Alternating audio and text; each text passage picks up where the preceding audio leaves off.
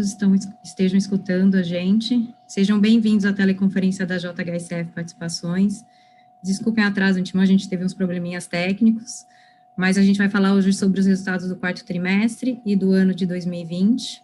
Estão presentes hoje comigo, o Tiago Alonso de Oliveira, diretor-presidente, e eu, Mara Boaventura Dias, diretora de Relações com Investidores. Informamos que a apresentação será gravada e que todos os participantes estarão apenas ouvindo. Esse evento está sendo transmitido simultaneamente via YouTube, pela página da JHSF Participações e via webcast, podendo ser acessado no site de Relações com Investidores da JHSF, no endereço ri.jhsf.com.br, e pela plataforma do MZIQ, onde a apresentação também está disponível para download. Por favor, faça a sua pergunta pelo webcast, clicando em Pergunta ao Palestrante. Antes de prosseguir, gostaríamos de esclarecer que eventuais declarações que possam ser feitas durante essa teleconferência relativas a perspectivas de negócios, projeções e metas operacionais e financeiras da JHSF constituem crenças e premissas da diretoria da companhia, bem como informações atualmente disponíveis. Elas envolvem riscos e incertezas, pois se refere a eventos futuros e, portanto, dependem de circunstâncias que podem ou não ocorrer. Alterações na política macroeconômica ou na legislação e outros fatores operacionais podem afetar o desempenho futuro da JHSF e conduzir a resultados que diferem materialmente daqueles expressos em tais considerações futuras. Agora eu gostaria de passar a palavra para o Tiago, que iniciará a apresentação. Por favor, Tiago, pode prosseguir. Mara, boa tarde a todos. Obrigado por aqueles que estão aqui para acompanhar os nossos resultados. A gente trouxe aqui numa primeira página os destaques daquilo que a gente percebeu aí de mais importante durante o ano de 2020. Queria começar, na realidade, primeiro com um grande agradecimento aí às 3.200 pessoas do time da JHSF pela dedicação, pelo empenho, pelos resultados que eles nos ajudaram aí a entregar num ano tão desafiador quanto foi o ano de 2020. Fruto do trabalho desse time, a gente trouxe um resultado consolidado aí durante o ano, com um crescimento da receita líquida da ordem de 84%, o lucro bruto cresceu 162%, um crescimento da ordem de 245% no EBITDA ajustado, e o lucro líquido praticamente dobrou com relação ao apresentado no ano de 2019. Como destaque na área de incorporação, a gente viu as vendas crescerem praticamente 230%, e a companhia também fez 2 investimentos importantes para o desenvolvimento futuro de novos negócios, que foram 2 terrenos, um no Complexo Boa Vista e o segundo aqui no entorno do Cidade Jardim. Na divisão de renda recorrente, nós abrimos 2 shoppings, o BV Market e o CJ Shops, além da abertura de novas operações de varejo.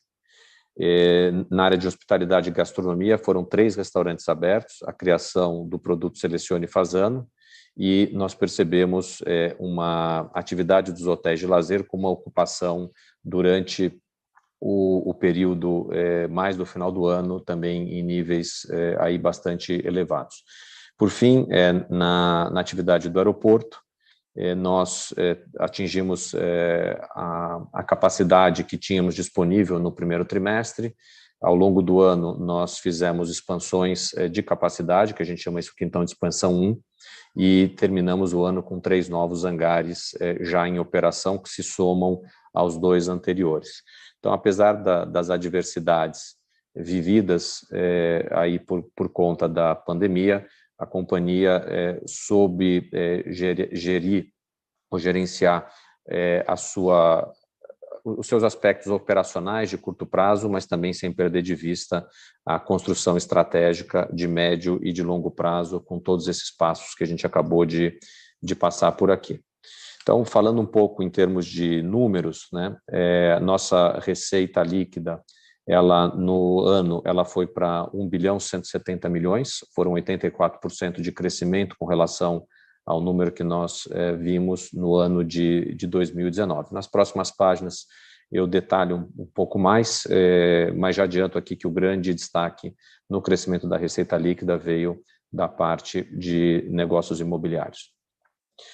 O lucro bruto também teve um crescimento importante, a gente cresceu de 308 para 810 milhões, portanto, quase 500 milhões, aqui um pouquinho mais do que 500 milhões de crescimento de lucro bruto. Quando a gente olha para o EBITDA ajustado, esse crescimento também se assemelha praticamente àqueles 500 milhões que a gente vê que veio do lucro bruto. E, por fim, no lucro líquido, a gente tem um crescimento aqui da ordem de 310 milhões, praticamente dobrando o lucro líquido que foi apresentado durante o ano de 2020. Como incorporação foi a nossa divisão de maior destaque durante o ano, a gente está trazendo aqui para comentar primeiro e trazendo aqui um contexto inicial de vendas, né? Então, nós crescemos praticamente 230% o volume vendido ao longo do ano de 2020. O grande destaque aqui é o projeto da Fazenda Boa Vista, mas também a gente tem que destacar aqui que o Boa Vista Village e o Fazenda Jardim também, Cidade Jardim, apresentaram também bom crescimento com relação ao ano de 2019. Em termos de receita bruta, a gente cresceu 243%. Para aquelas pessoas que estão aqui conciliando o número da receita bruta com vendas, no negócio da incorporação, a gente tem um diferimento do reconhecimento de receita que está associado com o processo de contabilização de percentage of completion, por isso que os números não são necessariamente aqui os mesmos.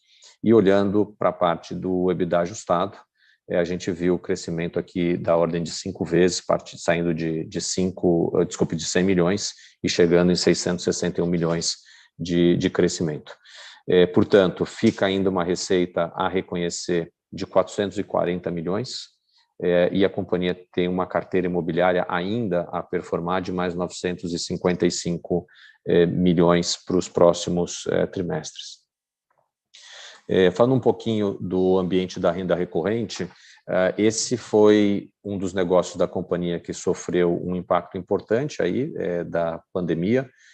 Todas as medidas que os governos estaduais e municipais tomaram ao longo do ano no sentido de reduzir o fluxo de pessoas, ele acabou impactando muito as atividades de shopping center, também as atividades de varejo, e são essas as duas atividades que a gente consolida dentro dessa unidade.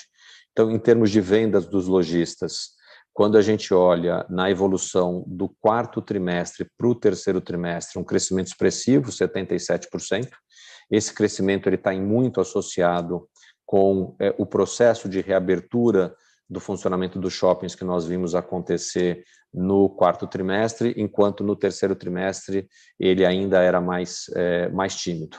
E quando a gente também compara o crescimento do quarto trimestre de 20 contra o quarto trimestre de 19, a gente vê um crescimento aí da ordem de 10,4%. Então, numa condição quase igual de comparação, que seria o quarto trimestre de 20 contra o quarto trimestre de 19, a gente teve aí 10,4% de crescimento nas vendas dos lojistas.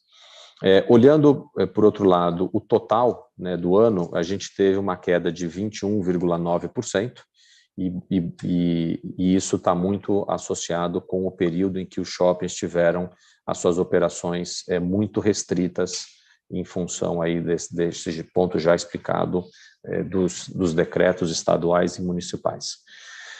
Custo de ocupação, a gente viu mais um trimestre de evolução, a gente está num nível que julga bastante saudável em termos de custo de ocupação, tanto no que diz respeito à evolução do trimestre contra trimestre, como também aquela evolução anual. Então, esse patamar abaixo de 10 é um patamar que nos deixa aí tranquilos.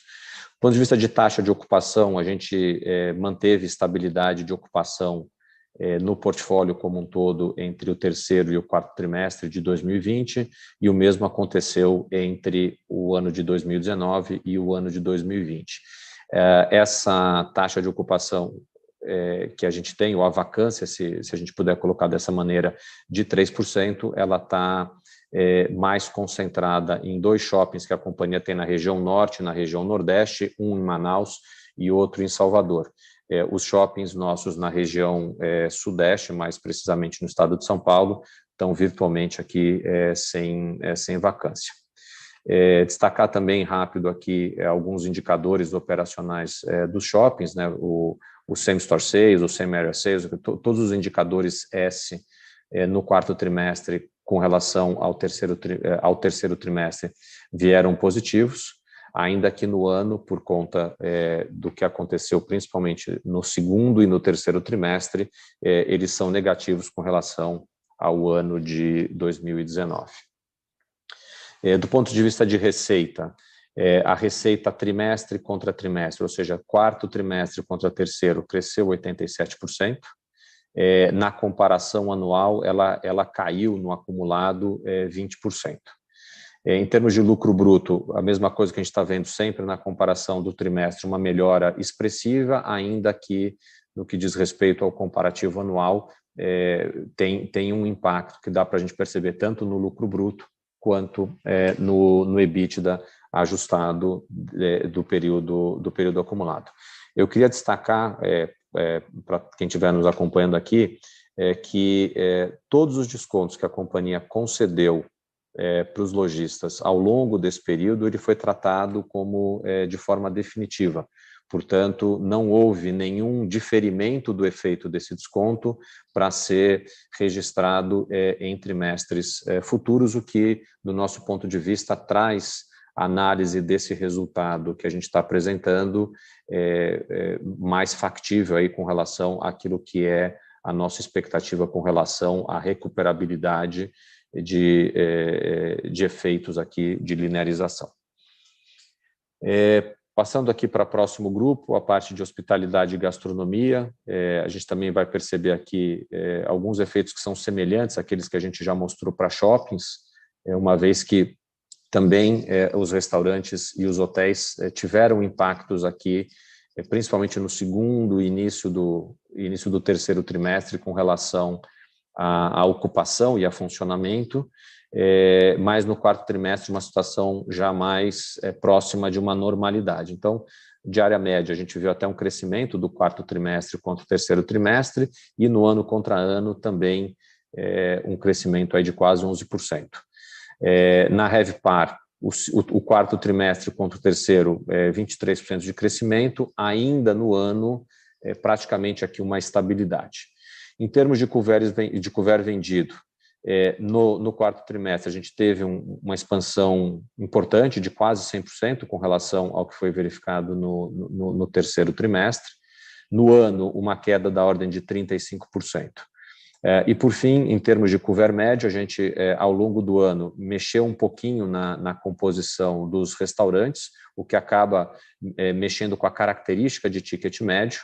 Ainda assim, no comparativo terceiro contra quarto trimestre, uma evolução de quase 17% no couvert médio e no comparativo ano contra ano, uma queda de quase 8%.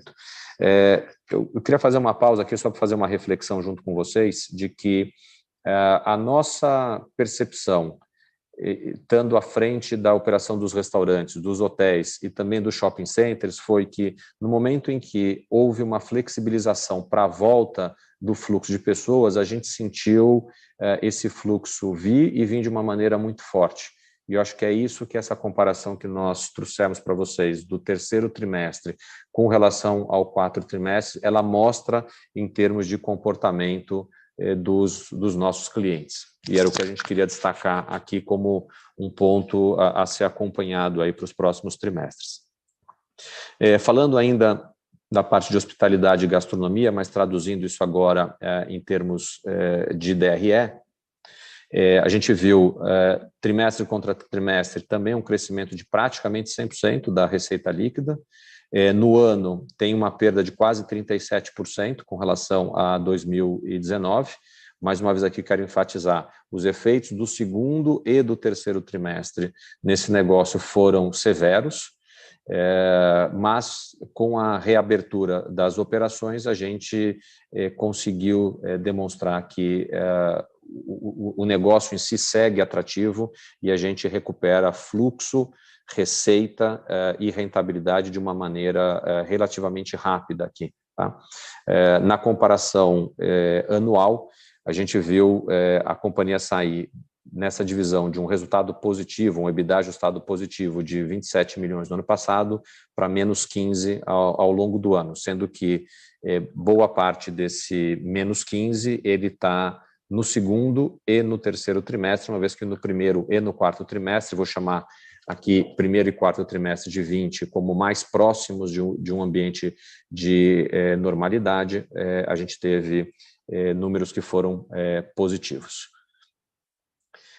Passando para o próximo bloco, aqui o aeroporto.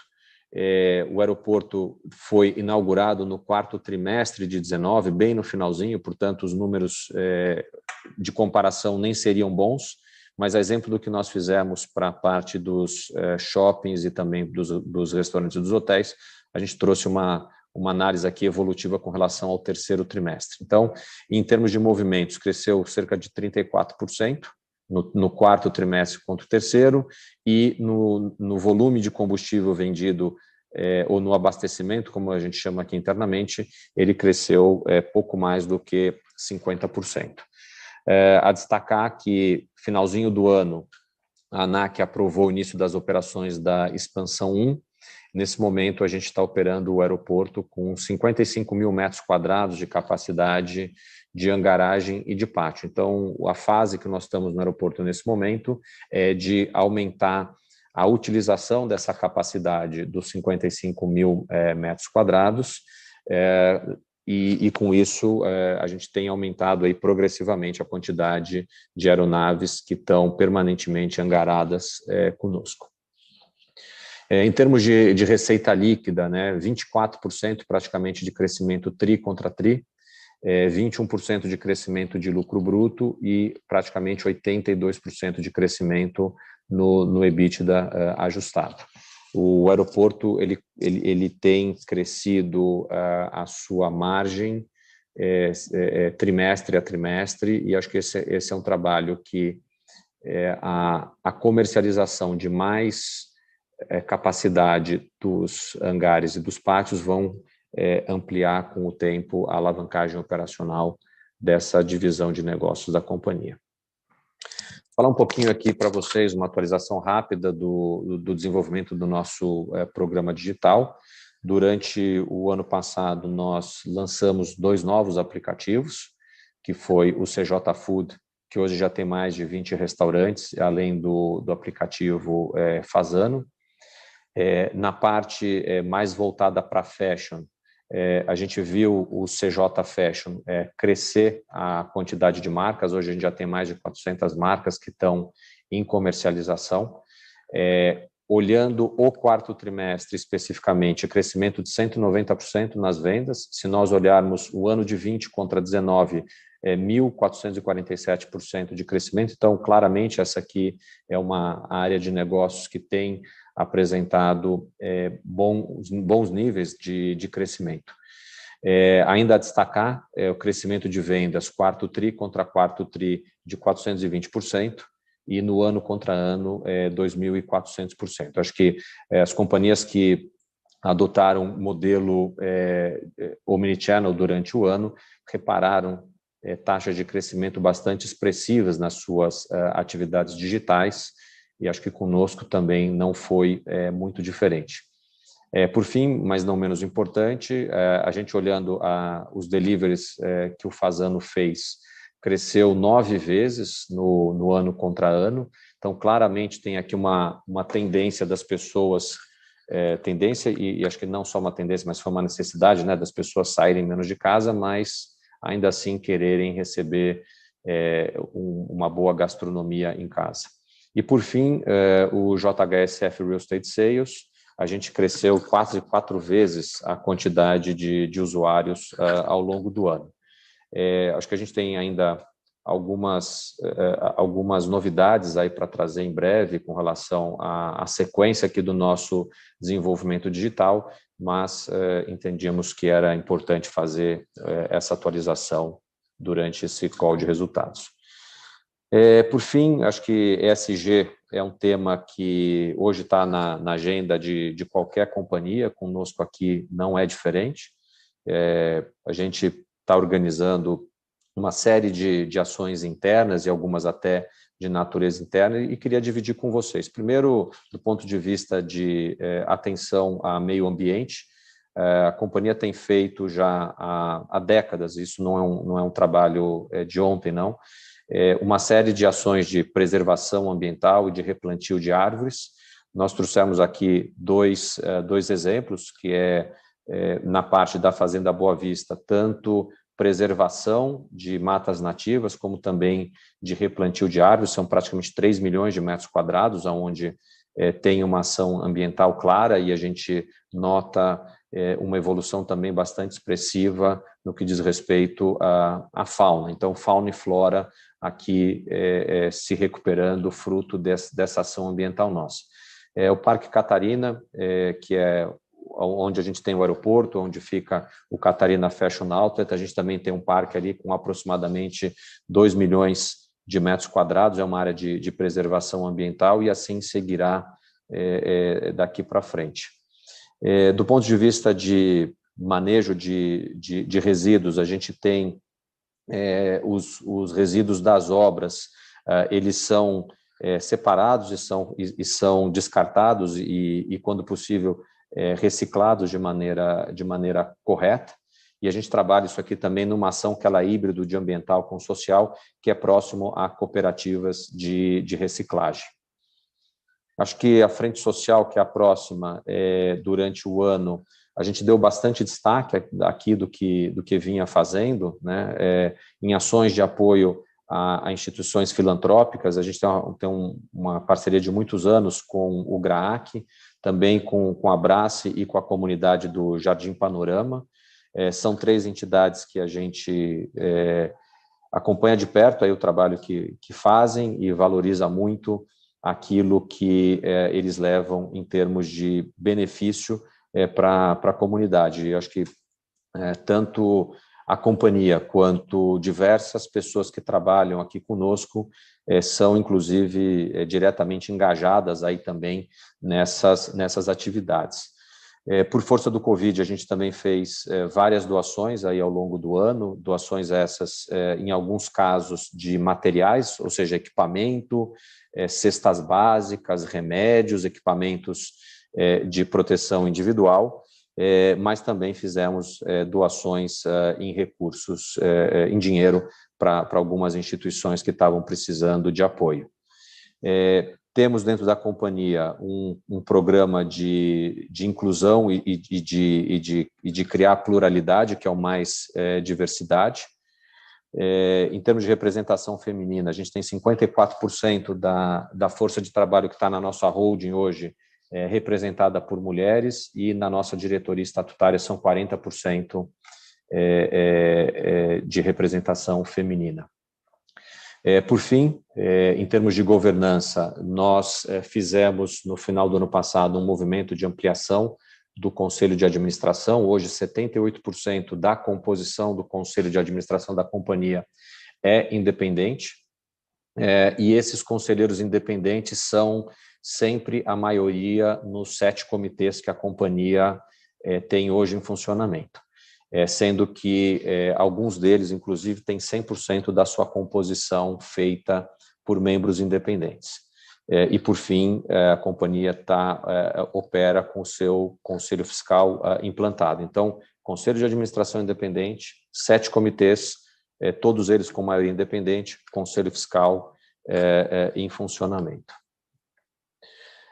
Queria, antes da gente passar para a fase aqui de perguntas e respostas, só voltar aqui a enfatizar algumas mensagens rápidas com vocês, que apesar das adversidades aí que impactaram mais o negócio de renda recorrente, hospitalidade e gastronomia, a gente conseguiu apresentar um bom crescimento receita, lucro bruto, EBITDA ajustado e também do nosso lucro líquido.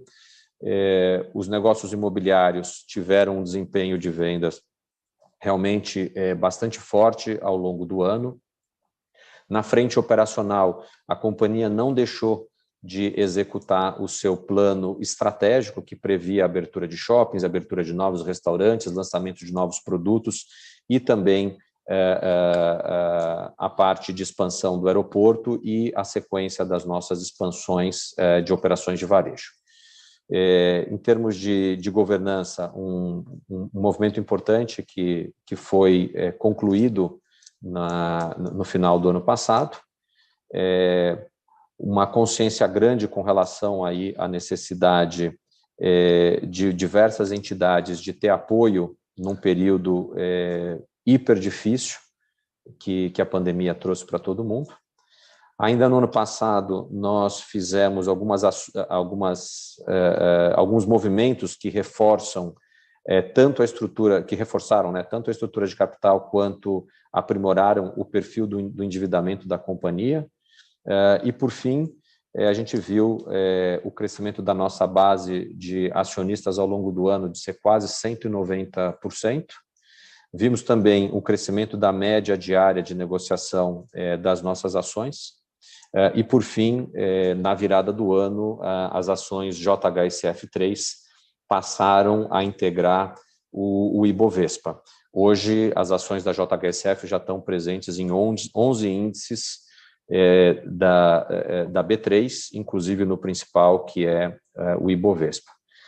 A gente vai abrir agora para as perguntas e respostas, e eu vou deixar aqui na tela de todos esses QR Codes. A ideia aqui é convidá-los, quem puder ajudar qualquer uma das instituições que estão por aqui com relação à doação, fica aqui desde já o nosso agradecimento com relação a esse ato de generosidade de vocês. Mara, por favor, me ajuda aí com as perguntas. Obrigada, Thiago. Iniciaremos agora a sessão de perguntas e respostas. Então, se você tiver alguma pergunta, vai no webcast e clique em pergunta ao palestrante. Aí a gente, para encaminhar a sua pergunta. Eu vou tentar selecionar aqui, Thiago, porque tem bastante pergunta, então vou tentar separar por segmento para ficar mais organizado. De incorporação, eu estou vendo bastante gente falando dos fortes resultados e pedindo uma visão nossa de como está as primeiras semanas, primeiros meses do ano, e uma ideia de lançamento por cluster. Então, como que a gente pretende trabalhar cada cluster? Tá bom, vamos lá. Eu acho que em termos de primeiro trimestre, eu acho que, e aqui serve para todos os negócios, a gente está vendo uma sequência do movimento. Então, acho que tem alguns impactos num ou no outro negócio aí em função do que foi o mês de janeiro e o mês de fevereiro com relação até a possibilidade de circulação de pessoas, horários de funcionamento. Então, acho que a minha mensagem que eu quero dividir com vocês, a gente não está vendo nada que é radical aqui em termos de mudança de cenário, porque mudou de ano. A gente está vendo uma sequência aí desse processo. Em termos de lançamento de clusters, eu acho que a gente viu um lançamento no cluster Boa Vista, que foi o Boa Vista Village. A gente tem mais algumas fases para lançar e vai seguir com esse movimento aí ao longo do ano. No cluster São Paulo, a gente está preparando aqui o projeto do Real Parque e deve fazer o lançamento dele ainda dentro do ano de 2021. A gente está dando sequência também lá ao projeto, melhor dizendo, do Parque Catarina. Então, acho que nas três frentes da companhia, no que diz respeito à incorporação, a gente está andando dentro do nosso objetivo de longo prazo. Indo para o segmento de renda recorrente em shoppings, tem duas perguntas. O nosso custo de ocupação continua abaixo da média, né? Tem uma pergunta aqui falando do nosso custo de ocupação ainda está abaixo da média das outras empresas. O que a gente, enfim, por que esse motivo e o que a gente acha que deve esse motivo de estar abaixo da média. Além disso, perguntaram do CJ Shops, Jardim, se vai ser replicado em outras cidades no Brasil. E depois, entrando mais no digital, qual que é a nossa estratégia para frente? Enfim, tá bem. Começar pelo CJ Fashion, desculpe, pelo CJ Shops. Nesse momento, não, a gente não está pensando em nenhum projeto como esse para fora da cidade de São Paulo. Para a cidade de São Paulo, a gente está pensando, e na verdade até tem o projeto em andamento, que é o do Faria Lima Shops. Com relação à taxa, ao custo de ocupação, a razão pela qual o nosso custo de ocupação é mais baixo é porque os lojistas que trabalham com a gente vendem mais e pagam menos de custo de ocupação. Então, isso aqui tem a ver com o quanto cresceu a venda deles e o quanto ficou, vamos dizer, estável aqui a questão dos gastos com aluguel e com condomínio. Acho que é importante todo mundo acompanhar bem de perto, acho que esse indicador, principalmente no momento em que cresce o e-commerce. Então, o take rate do e-commerce, ele é um número que a gente tem que olhar muito próximo e cada vez mais atento com relação a custo de ocupação. Então, quando estava explicando lá nas páginas sobre a renda recorrente, de que a gente está confortável com o nível de custo de ocupação que a gente tem visto para os nossos shoppings, é porque a gente está vendo esse patamar mais baixo do que é o take rate para qualquer operação de marketplace. Então, isso ajuda a gente a olhar com um pouco mais de tranquilidade para a sustentabilidade do nosso negócio a longo prazo, e talvez seja essa uma das razões pelas quais a gente tem conseguido manter uma taxa de ocupação num patamar aí mais elevado. A terceira pergunta que foi feita, ela dizia com relação ao desenvolvimento do digital. O desenvolvimento do digital, ele não é algo que vai acabar amanhã, nem depois de amanhã, nem no ano que vem. Quer dizer, acho que isso aqui é uma transformação que todos os negócios, todas as companhias vão seguir vivenciando num momento em que existe uma transformação de comportamento da população de maneira geral, que hoje pratica a omnicanalidade. Então, a gente tem uma plataforma física muito boa, e o que a gente está fazendo através da digitalização é levar maior comodidade, maior acesso para os nossos produtos e para os nossos serviços através do meio digital. Então, tem uma série de pequenas mudanças que a gente tem feito no dia a dia da companhia, na forma de interagir com os clientes, e que vai seguir esse processo ao longo dos próximos anos, que sair das próximas décadas. No segmento do aeroporto executivo, tem algumas perguntas pedindo para explicar a estratégia do aeroporto, a tese de investimento, a estratégia e como anda a internacionalização. Com relação à internacionalização, a gente teve ao longo do ano passado e ainda no início desse ano diversas interações com os mais variados órgãos da administração pública, no sentido de cumprir etapas aí que elas levam, no final de todas elas, a uma internacionalização do aeroporto. Então, o processo está andando. Certamente que o fato da gente ter tido a Covid atrapalhou um pouco esse fluxo, e o tempo se tornou um pouco mais longo, mas a gente segue aí progredindo diariamente na direção da internacionalização. Em termos de tese de investimento, a tese da companhia é uma tese de que nós somos uma companhia que trabalha para o público de alta renda, e anos atrás identificamos que existia uma lacuna grande no que diz respeito a atender esse cliente nas suas necessidades de viagem. Então, o aeroporto é um pedaço dessa estratégia, ele é mais a parte física dessa experiência de viagem, que a gente tem aprimorado em diversas outras esferas, quando, por exemplo, leva para dentro do aeroporto gastronomia. Quando eu digo do aeroporto, não é só do aeroporto físico, mas dentro das aeronaves. A gastronomia, quando cria um ambiente de sala de embarque, que tem muito mais a ver com a casa do nosso cliente do que com um saguão frio de um aeroporto, quando a gente leva conforto e comodidade para os tripulantes, então, seja sala de descanso, sejam salas de programação de voo, local para fazer atividade física e por aí vai. Então, acho que a gente percebe que existe aí um nível de serviço sendo prestado aquém do que poderia ser prestado, e a gente tem, aos poucos, trazido tudo isso para dentro do aeroporto e, dentre outros fatores, que não é só a maior pista privada do país, mas é uma das pistas mais longas que a gente tem em operação no país, inclusive comparando aqui com os aeroportos comerciais, aspectos de segurança, localização. Existe aqui uma dezena, se não 2 dezenas de fatores pelos quais a gente tem lutado aí no sentido de bem posicionar o São Paulo Catarina Aeroporto Executivo como a principal alternativa para a aviação executiva no país.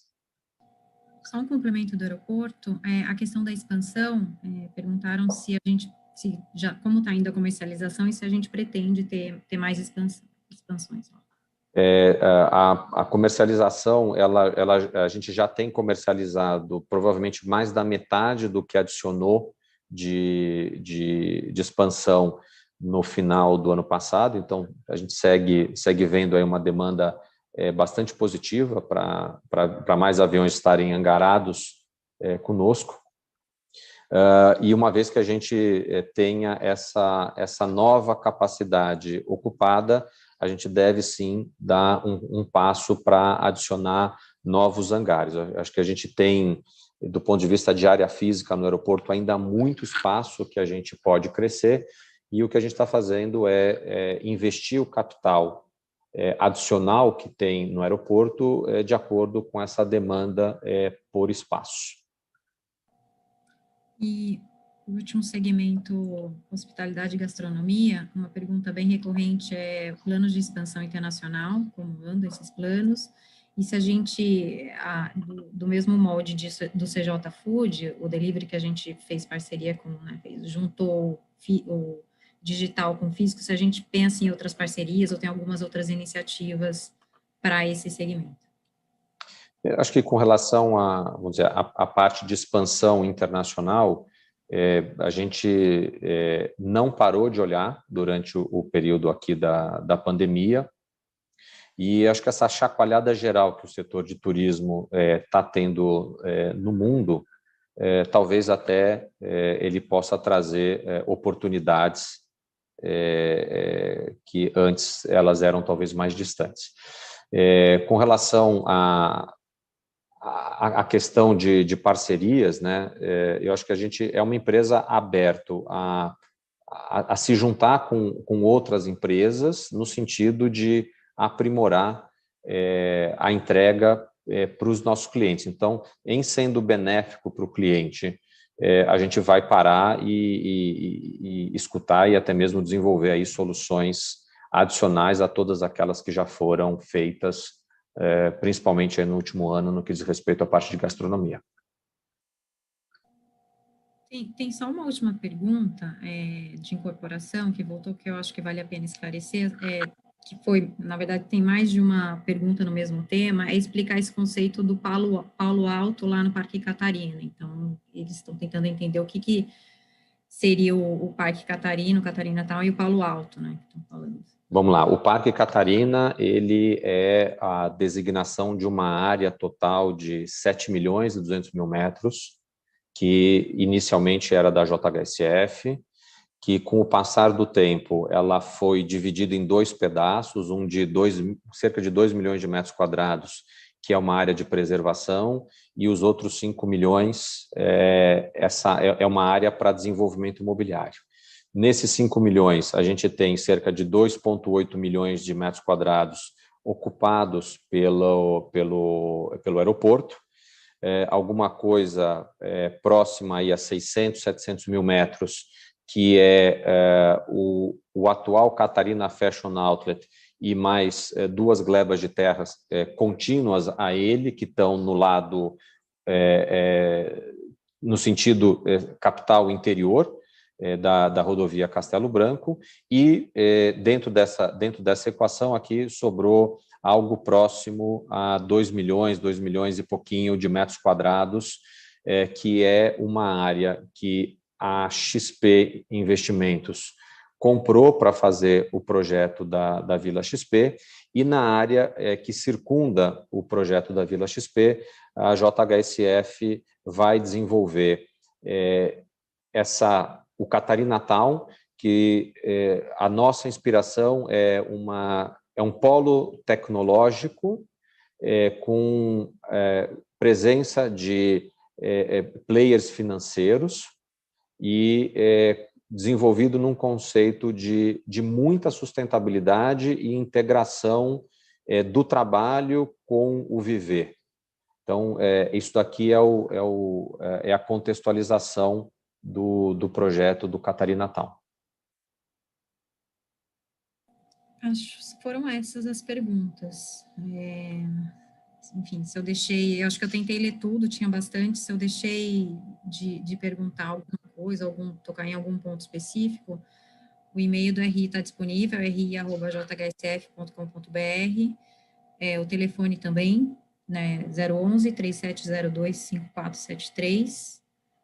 Tiago, eu passo a palavra de novo para você para encerrar, finalizar a nossa apresentação. Bom, mais uma vez, obrigado a todos por terem participado. Queria deixar mais uma vez uma mensagem profunda de agradecimento aí ao nosso time. Parabéns pelo trabalho que vocês fizeram em 2020, e a gente segue aí 2021 para continuar entregando bons resultados para os nossos acionistas. Obrigado a todos pela participação. Mara, obrigado pela sua ajuda aqui durante a nossa conferência, e também de público, parabéns aí pela sua recente promoção e nomeação como diretora de relação com investidores da companhia. Obrigada, prazer.